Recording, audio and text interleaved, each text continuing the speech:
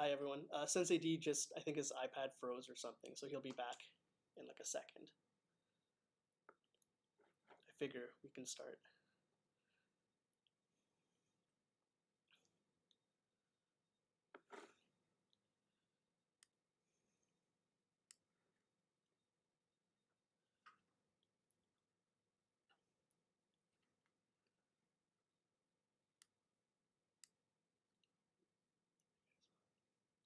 Yeah, so we're on now. Sensei D was just here. I think his device froze, so he's probably trying to get back into the Zoom call.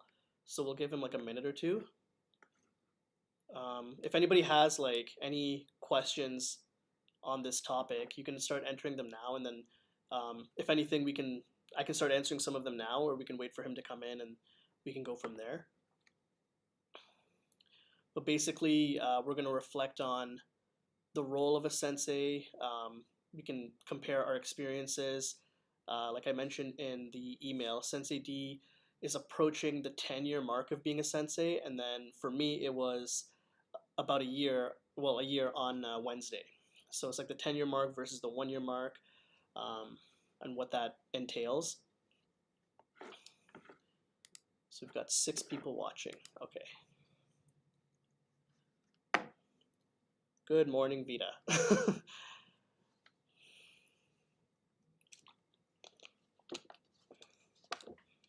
Okay, let's see.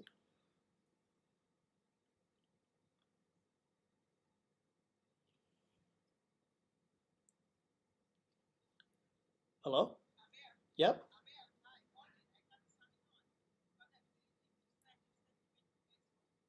To Facebook, that's weird.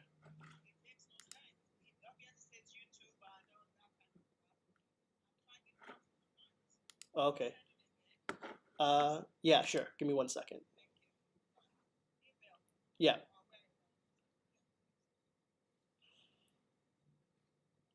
Okay, technical difficulties. All right. Does anyone have any questions in the meantime while we wait for Sensei D? There he is.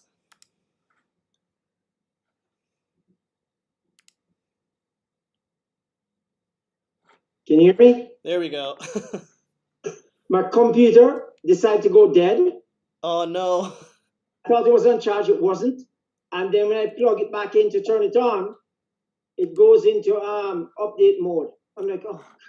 Oh, okay, okay. Then it's cleaning up, it's doing all sorts of, I don't know, all sort of crap. But anyway. That's okay. We're live now. Okay, cool.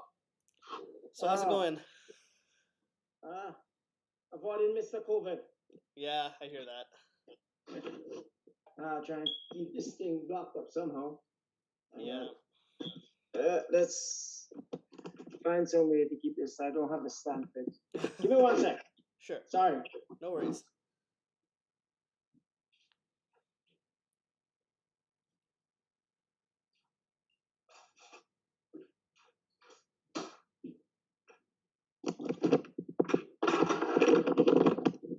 Okay, let's try that. There we go. Okay. All right. So it's how many people we have on? Let me just check here. We've got 7 people so far. Sweet.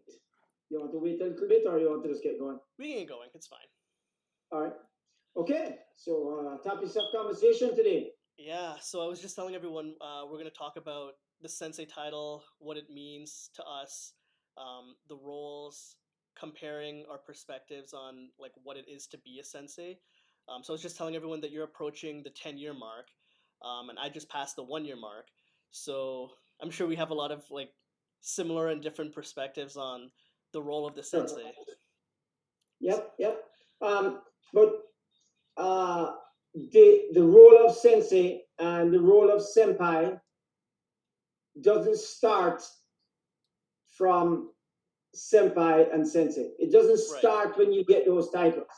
Those are things that, think of it like high school, when you start with the basics.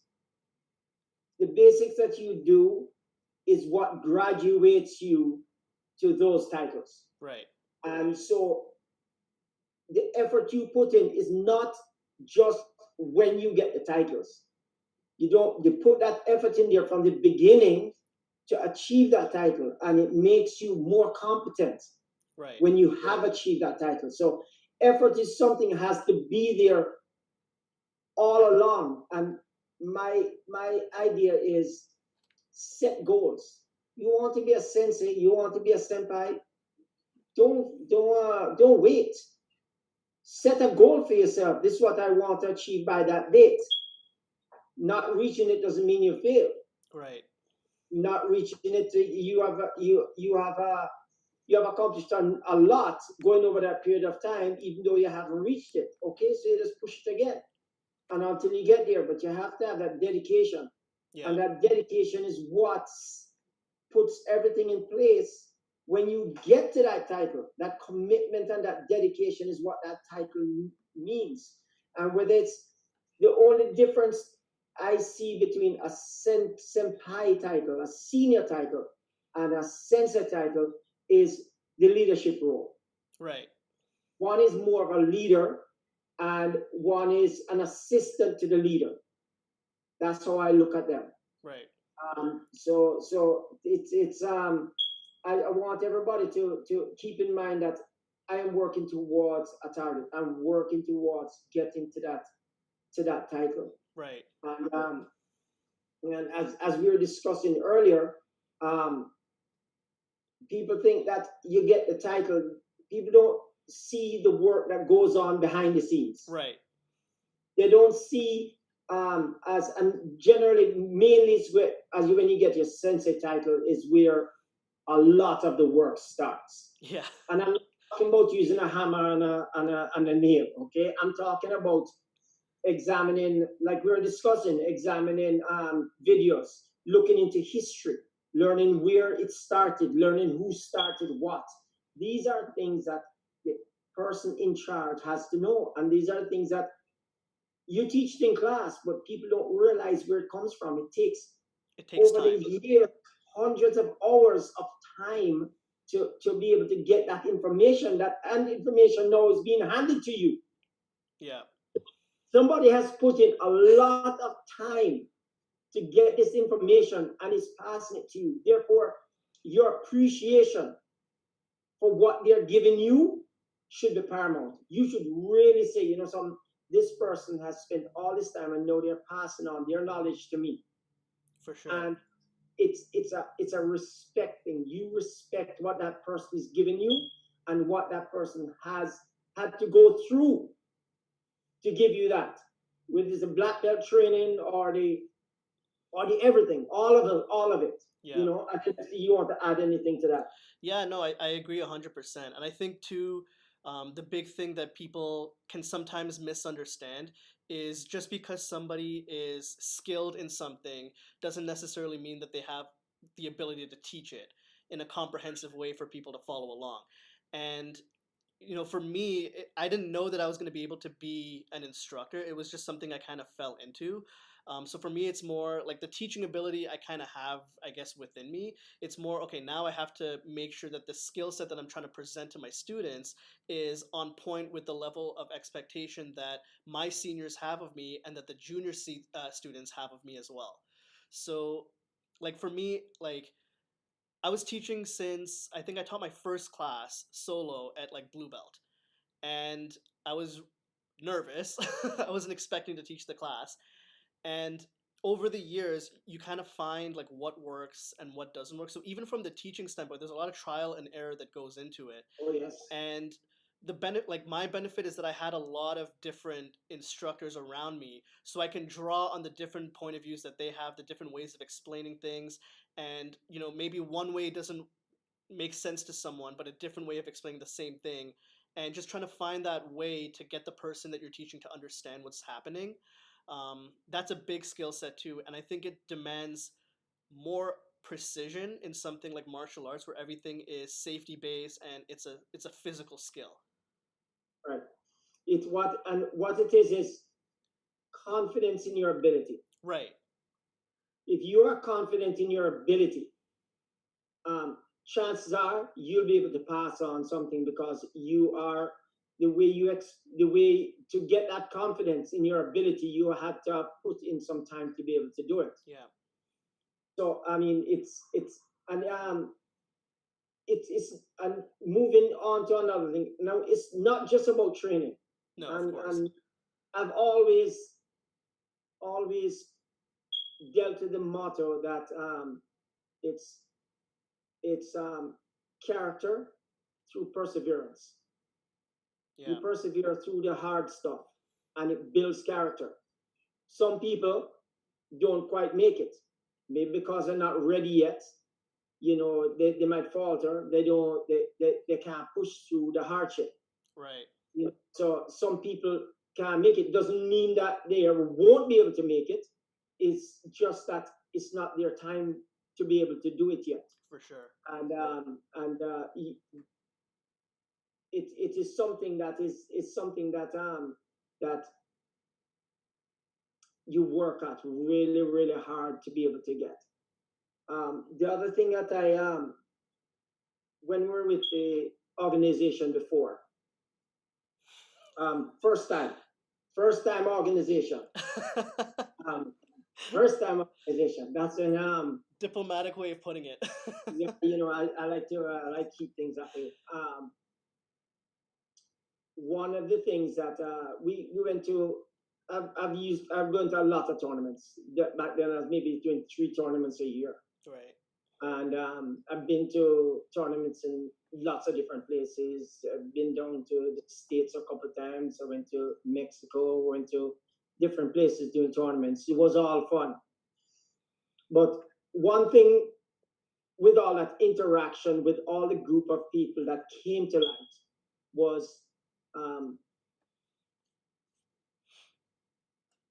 at that time, black belts saw themselves as better, not just better instructors, not just better technicians, but better people. They saw themselves as being above you. And back then, you couldn't approach a black belt. They would look on you like, why are you talking to me? Get back, peasant. You're an orange belt, or you're a green belt, or a blue belt. Why are you speaking to me? Don't speak to me. That was attitude. Believe it or not, that's the attitude that we came up with. Right. That's how we work. That's the environment we learned in, and it was an environment that really rubbed me the wrong way, because I'm a people person. Yeah. I love to talk. Everybody knows I love to talk. That's a given. And it's hard for me to imagine that somebody wants to learn, and there's somebody in the position to teach and refuses to even hear what they have to say. Right. This changed for me, and it's good advice somebody gave me once. And they say, because I went to them and I spoke to them and I said, you know, I don't understand why they're this way. Right. I mean, what can be done to change it is not a good thing. And he said to me, and I want everybody to think about this. It's very simple, but it's so profound. If you don't like it, you change it. And I thought about that for a while, and I go, yeah, I'm the person coming up. Right. I'll be in a position as I go up through the ranks to make the change.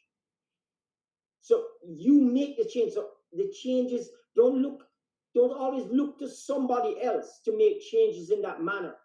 You can make the change as well. If you see something that's not right, you make the change yourself. And it has a way of snowballing through everything.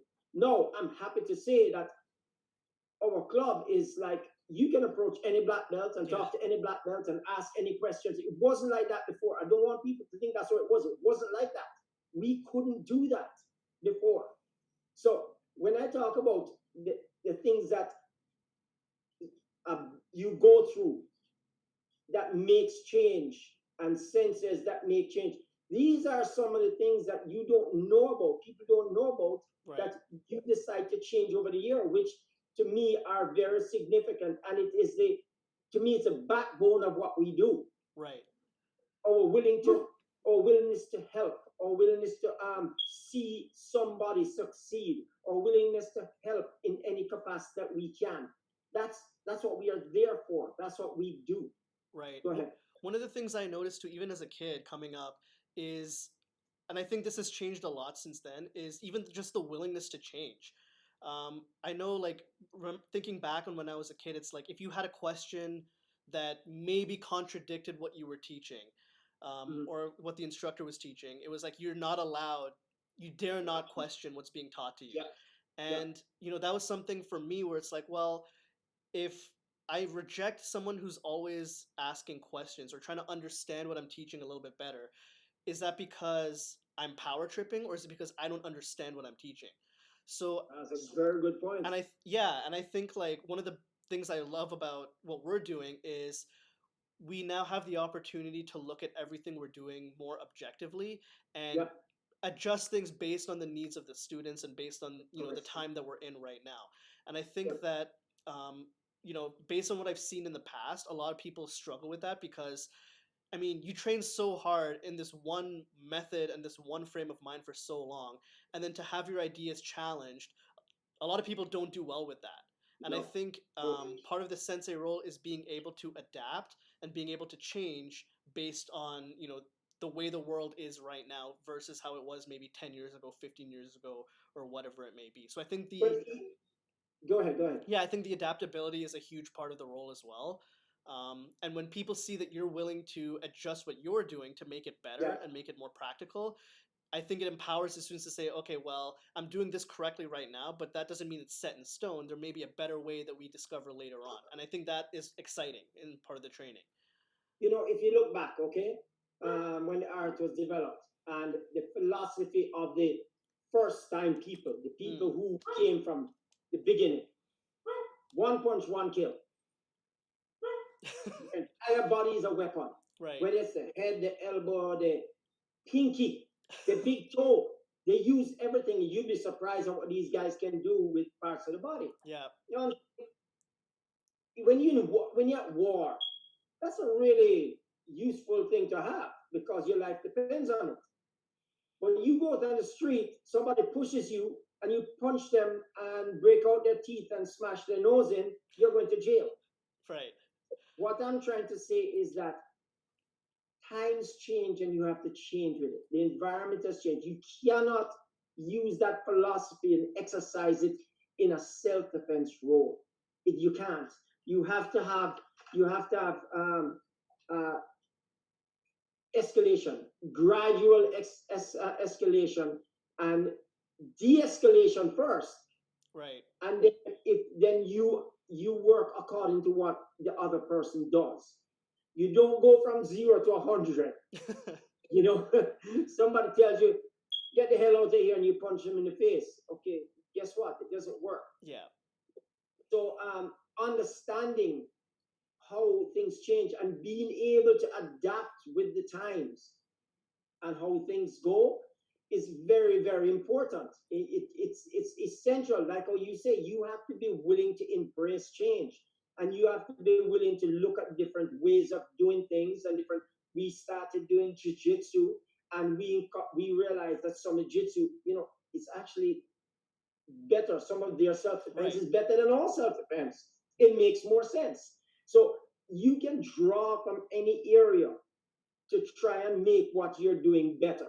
For sure. And I think the person that adapts with the times is the people that are successful. Yeah. And I guess too, like, part of it with being able to adjust and seek out new ways to make the self-defense better, make the training experience better, I guess it lends itself to the training being always fresh. Like, there's always going to be something that you're going to look forward to. So, like, we go and we train with Master Bearing for a day at one of his symposiums, and we come back and it's like, we got like 3 new self-defenses, guys. Like, let's work on this stuff and practice it. It's like, oh, this is new. I haven't seen this before. Or we go to that charity event that we went to for the karate, and it's like we came back with a new kata with some new bunkai ideas. Yeah, And it's yeah, like, yeah. okay, so now it's not just you're in your own little bubble. It's like, well, let's see what other people are doing. And it doesn't mean that we have to change based on everything, but you pick and choose, like, that will work for us, that may not work for us as well. And I guess even just with experience, you kind of learn how to decide what makes sense for like the children, what makes sense for the adults, maybe for the youth, it's something a little bit in between, and just kind of making those judgment calls as an Yes. instructor is a big part of it Well, too.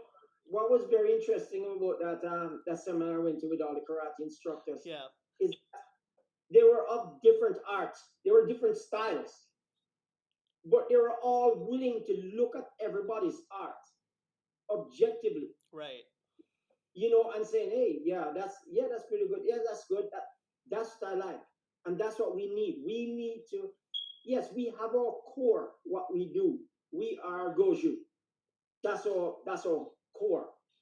But do you tweak little things as you go along because it's better? Sure, you do. And we have done it all along. Look at some of the stuff we're examining now. Right. And a lot of students don't know about what's coming, but stuff is coming, right? Or it's Yeah. coming down the pipe. The whole way to do things is coming down the pipe. But you have to be the instructors. If you're teaching, you better be able to do it. So if you're instructing on something, don't instruct on something you don't know about. Don't instruct Yeah. on something that you're not able to do, because it erodes your ability as an instructor. Oh my! You have vanished. Can you? This one is going there. How many minutes you have left? We're doing pretty good. We got about maybe 10 or 11 minutes left. Okay, I hope this thing lasts. Is your battery Can you dying? believe this is going dead now? Oh man. I That's can't okay. wait. Anyway, you talk for a little bit. I'm going. I'm Yeah, going yeah, to yeah. go. So one thing that I think about sometimes is like the difference between, I guess, the senpai role and the sensei role. And like for me, the teaching component of it wasn't really that different. Like I'm teaching the same volume of classes. I'm teaching the same people now as a sensei that I was teaching as a senpai.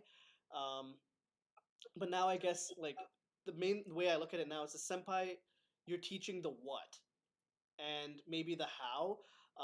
Yeah. Whereas as a sensei, the how is a little bit more emphasized and the why is a little bit more emphasized. Where like there's almost an accountability as a sensei where you kind of have you like you were saying you really have to know what you're talking about, where I found as a senpai I could just kind of piggyback off of the instructors that were there before me and kind of say, well, this is what this person said, this is what that person says, and this is how they do it.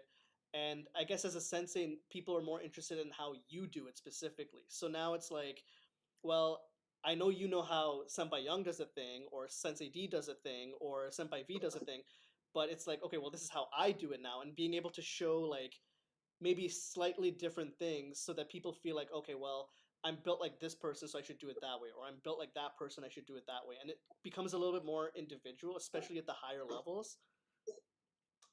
So I think like being able to this is another thing I thought was interesting too. We have to know how to push the students at an individual level. So you have the group Without dynamic.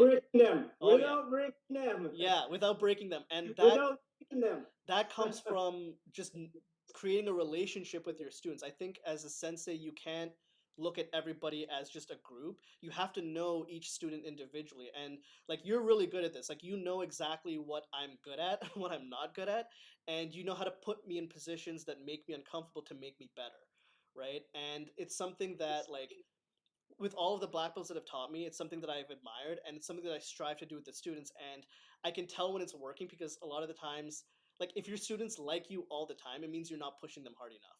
If they have moments where they're just like, why is he making me do this? Then you're like, that's what I'm looking for. Class, I'm not going. I'm not going. Yeah. Like you should, like a sensei should make you question, you know, is this really for me? Because like a fight on the street or competition or whatever it is that the context of your training is going to be, it's going to be uncomfortable. And if you can't simulate that in a classroom setting where it's a little bit more controlled, then it's going to be a huge, huge curveball when it actually happens to you in real life. Yep. Yep. So I agree 100%. so 100%. the pushing part I think is a huge component as well. And again, from the student perspective, there has to be that trust between you and the instructor too. You have to know that the instructor has your best interest at heart. Asking questions, I always encourage it, especially when I give projects. So we do a class on Tuesday, and I say, okay, I want you to work on this and this and this. When people come back to that class the next week and they don't have questions for me, it tells me one thing: they haven't been working it enough.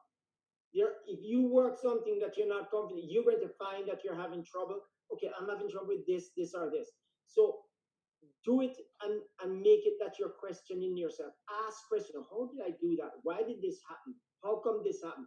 You should be seeing things that maybe you can't quite explain, or maybe you want to help to deal with. So Right. training on your own as a sensei or a senpai is imperative to your ability to be able to carry information successfully between yourself and the student. For Another that. I don't want to tell somebody, okay, this is the proper way to do a sidekick, and I'm falling all over the place because I have no balance. Okay, that doesn't lend itself to me. So if you're going to instruct something, make sure you're good at it. I'm going to teach a kata, make sure I'm good at it. I'm going to throw a roundhouse kick, make sure I'm good at it. Make sure you can tell somebody how to do a proper roundhouse kick.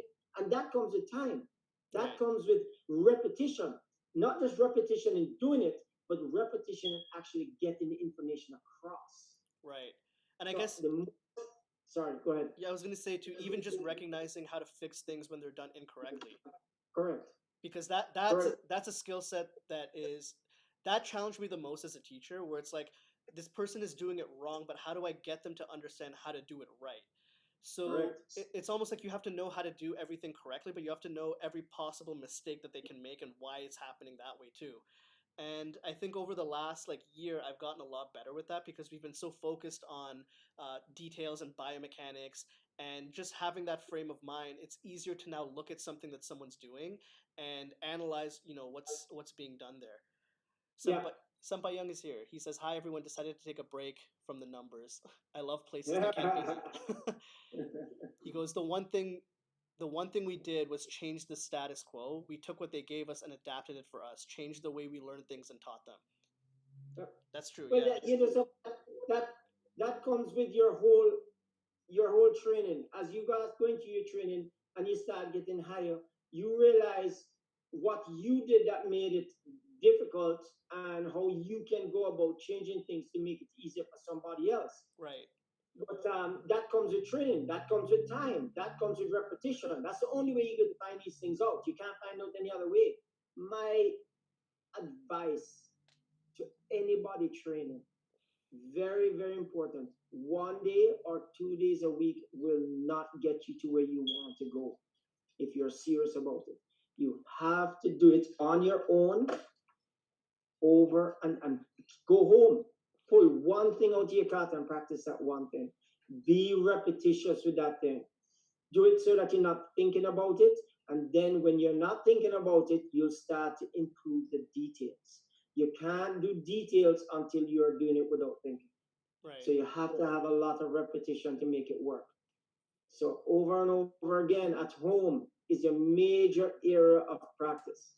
Yeah. Most of my growth in my art happened not in the dojo training, but actually examining what I do and looking at how back then how they did it, what's changed, what's good, what's not good. That's where my growth came in my art. And then they say most of what you learn the most when you get black belt. You start to learn more, and when you hit the sensei title, that's when your training really takes off. Yeah. Because that's when you really, really start to get a deeper knowledge of what it's all about. Yeah, and I think that's another misconception too that a lot of people who don't train maybe have is that they think that once you get to black belt or once you become a senpai or a sensei, they think it's done. That's it. You know everything, and it's like no. That's when it starts, man. Oh, it man. starts. Well, the translation for the word sensei is, ahead along the way or further along the path, which means we're not at the end of the road yet. We're still going. It's just we happen to have put in maybe a little bit more time, and we were able to troubleshoot some of the things that you may be having trouble with. And one of the things that motivates me is to keep training, especially, is trying to make my students better than I was at a certain point. So like when I Mm-hmm. see people, wanting to go for black belt, like my thing is like you better be better than I was when I went for black belt, because Right. there's no reason you should be making the same mistakes I've made. I should be able to Right. point those out to you, and it's up to you to do the work and surpass that level. So the bar should always be going up. Oh, And I'm sure there's other old establishments where people found that the instructor is trying to promote themselves to be better and try to keep the yeah. students beneath them, where it's like I'm always one step ahead, I'm always Yeah. Yeah. going to be. But for me it's like, well, if I see a student doing something and it looks really good, I'm just like, hang on, that's almost as good as what I'm doing. I need to, it kind of Yes. motivates me to say, okay, well, I can't For let you sure. catch up to me now. I gotta get my stuff going Gotcha, here. because you're the instructor. Yeah. You have to be able to instruct them, right? So you have your knowledge, and it doesn't. A lot of times, when you get to a certain point, it's not about being able to me. I can throw a psychic harder than you. It's my biomechanics, Right. or my understanding of biomechanics and how I do it is better than yours, Right. and my understanding of it is better than yours, and that's very important. Yeah, because I mean, And like, you have to be able to bring that across. yeah, power and strength is never going to be, well, I don't want to say never. It's not going to be the biggest factor in terms of No. what I have to offer, because most of these kids, they're like taller than me now. They're going to be stronger than me. It's only a matter of time, right? But if they can understand maybe the level of detail that I have, now it's not just their brute strength. Now they have some technique behind it, and it's going to be that much better for them. Right, right, right. No, Since I agree. I agree 100%. What we have? we got a couple minutes left. Sensei Fox says, being a sensei also requires listening to your students who may be having trouble in their lives besides karate and keeping that confidentiality. That's true. Yep. That's true. Yep. Kids come up to Because you. everything affects that, right? Yeah. And that's what we always have the thing. We always have the motto that leave your stuff outside the dojo and come in. Because when you do that, you clear your head, and you're more capable of dealing with the things when you go back out. Right. Don't carry it in you. Clear your head, blow off some steam. When you walk back out, you'll find out you can handle things a lot better. And it's amazing how that works. Yeah. I think the other thing, like being an instructor in general, allows you to do too, is it forces you to interact with all kinds of different people. So I feel like that's part of the reason why like students will come up to you or me and they'll like ask for advice based on like people, right? Because it's like we've dealt with so many different types of people, happy people, sad people, compliant people, non-compliant people, people who should be teaching but aren't teaching, people who shouldn't be teaching but are teaching, and there's so many different factors in the people that we come across, where it's like, okay, like if someone's having a problem with someone or something in their life, they feel comfortable coming to us because it's like, well, we're solution oriented people. We can find a way to come up with an answer that might guide you to a solution to your problem or whatever it is. And I think that that's part of the role too. I think to a certain extent. I mean, obviously, if you need more sound advice, you should seek a professional. But I mean, we've been through some stuff. We can help you out a little bit. And yeah, to a certain extent. The other thing I want to mention to everybody is be humble. Remember where you came from. Oh, yeah. Remember what it was like for you when you were making your way from the bottom to the top. Remember what it was like for you. Extend to those people the courtesy you would have liked when you were down there. Definitely. Now, does that mean that any question you ask you're going to get an answer for? No, because it comes back to trust of your instructor. You can't give all the information because there are times when the person is not ready for that information. Right. It's not their time to get it yet because they're not in a place to be able to utilize that information. So if the instructor tells it's not time for you yet to learn that, you have to trust your instructor that is actually the case. Right.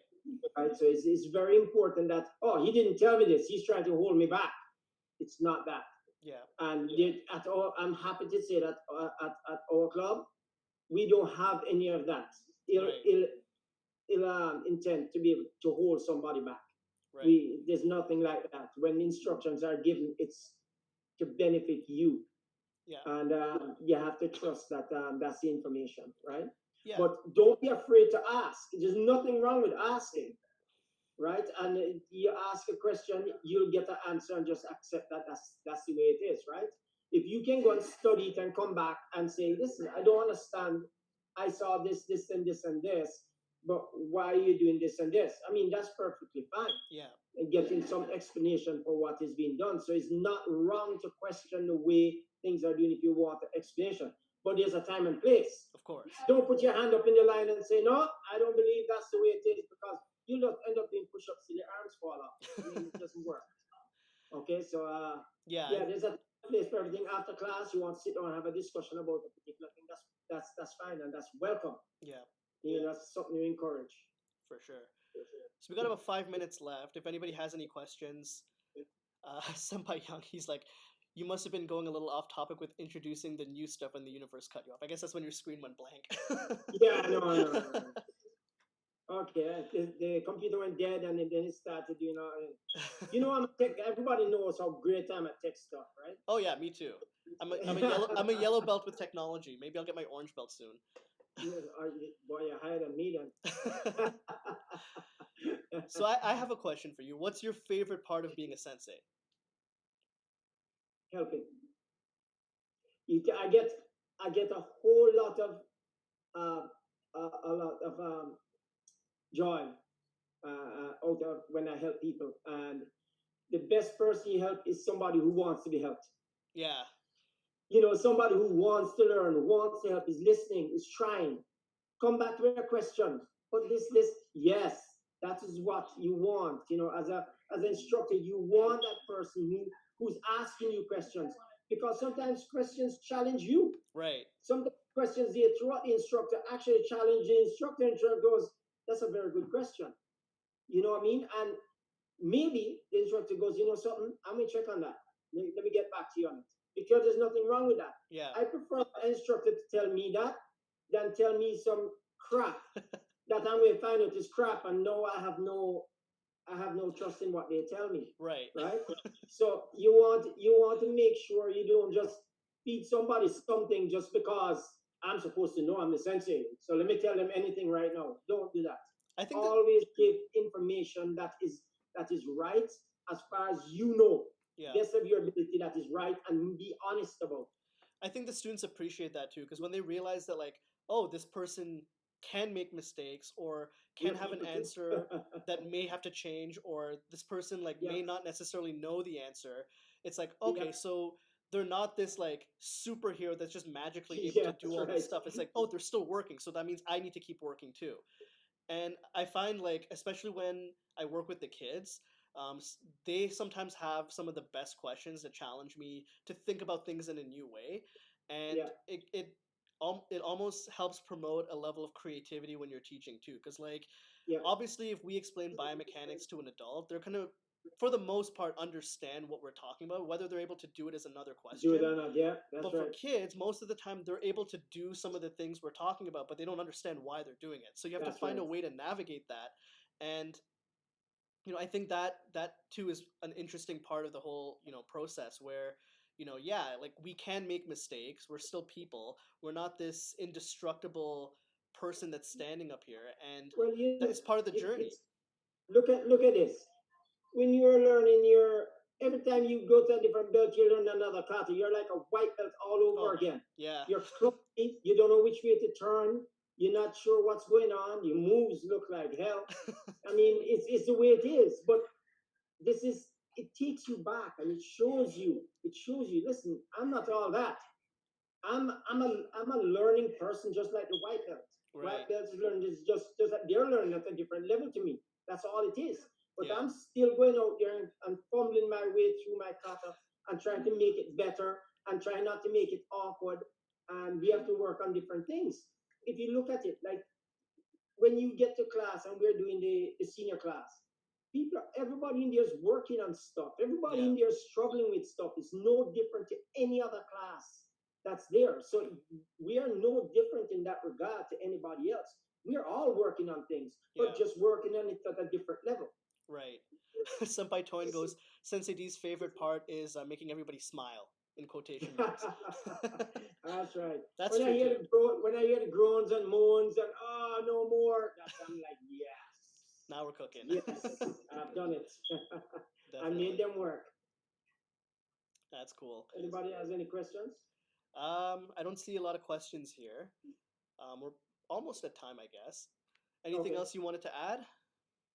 No, I just say, listen, biggest thing for me is setting goals. I started karate and I set my goal for myself. I say, yep, I'm going to go right up there.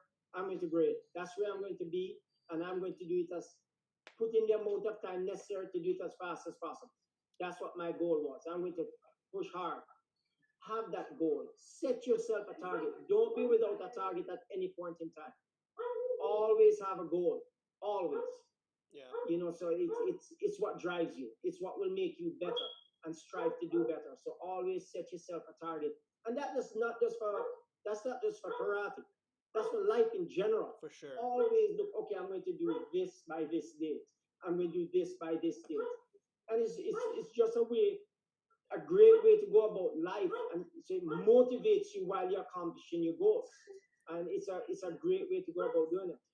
Yeah, like if I was gonna say anything to anybody like that's maybe a younger person or someone who's just like going through the training right now and is interested in becoming an instructor or a sensei or a senpai or whatever level of teaching you want to do, I think the best motivation to have is to always focus on trying to help people, because if that is your goal, you'll never be able to stand still and plateau at your training. If your Right. goal is to help people, you have to constantly be getting better, and you have to constantly make sure that your skills and your ability to teach is at a level that is going to make it worthwhile for the students that you're trying to help.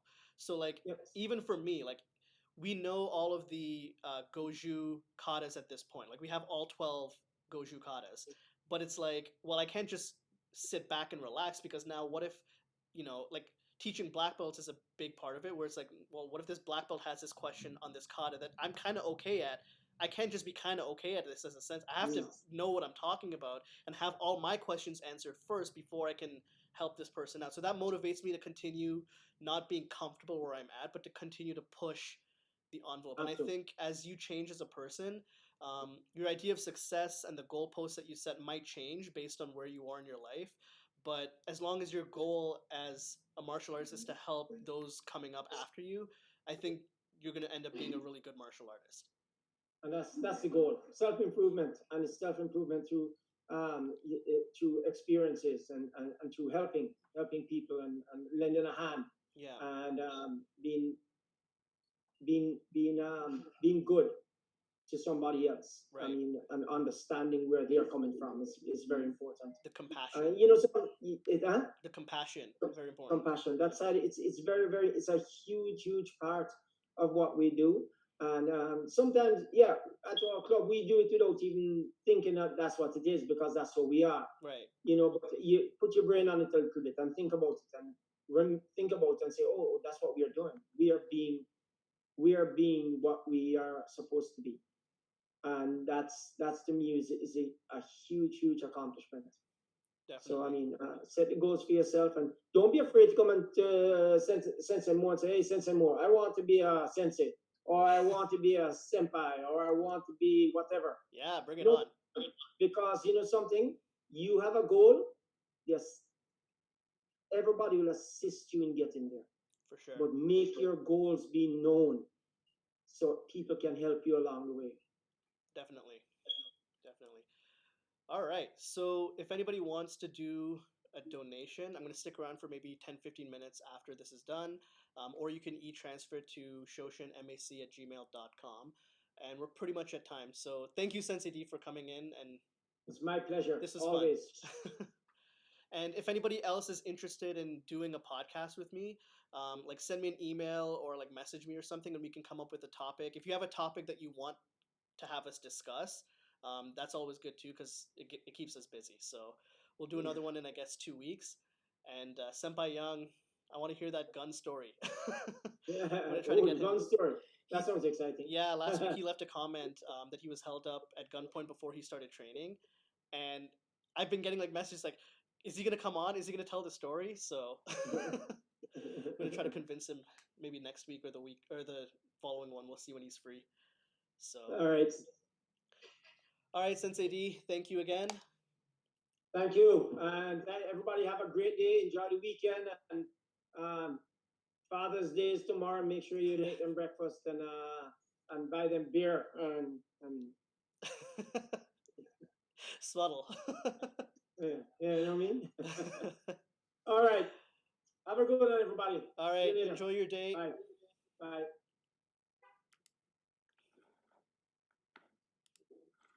All right.